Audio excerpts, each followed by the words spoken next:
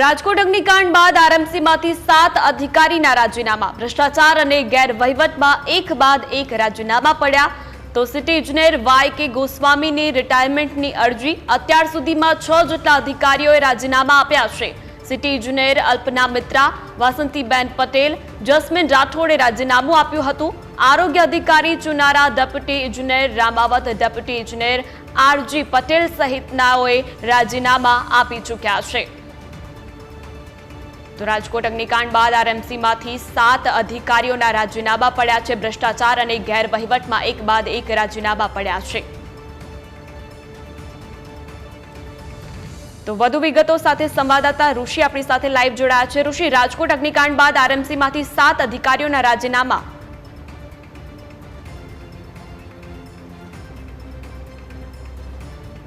રાજકોટ અગ્નિકાંડમાં 27 જેટલા નિર્દોષ લોકોએ પોતાનો જીવ ગુમાવ્યો અને ત્યારબાદ રાજકોટ મહાનગરપાલિકાનું ટાઉન પ્લાનિંગ વિભાગ ચર્ચામાં આવ્યું હતું, કારણ કે પૂર્વ ટીપીઓ સાગઠિયાએ કરોડોનો ભ્રષ્ટાચાર કર્યો હતો અને ત્યારબાદ કોર્પોરેશન જાણે સળગી ઉઠ્યું હોય તે પ્રકારનો માહોલ રાજકોટમાં જોવા મળી રહ્યો છે।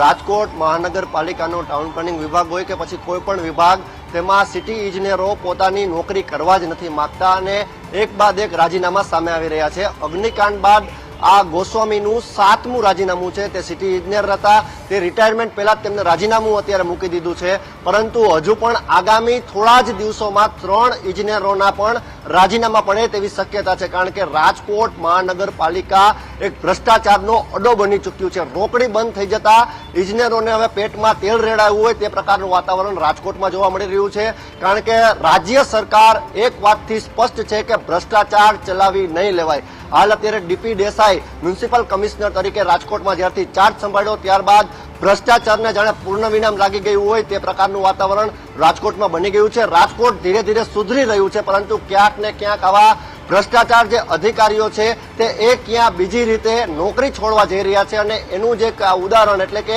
આ સિટી ઇજનેર ગોસ્વામી પોતાના કાર્યકાળ પહેલા જ નોકરી છોડી રહ્યા છે, એટલે કે રાજીનામું ધરી દીધું છે। અત્યાર સુધીમાં 7 અધિકારીઓએ રાજીનામું આપ્યું છે, ત્યારે આગામી દિવસોમાં વધુ 3 રાજીનામા પણ આવી રહ્યા છે। જી ઋષિ, તમામ જાણકારી બદલ આપનો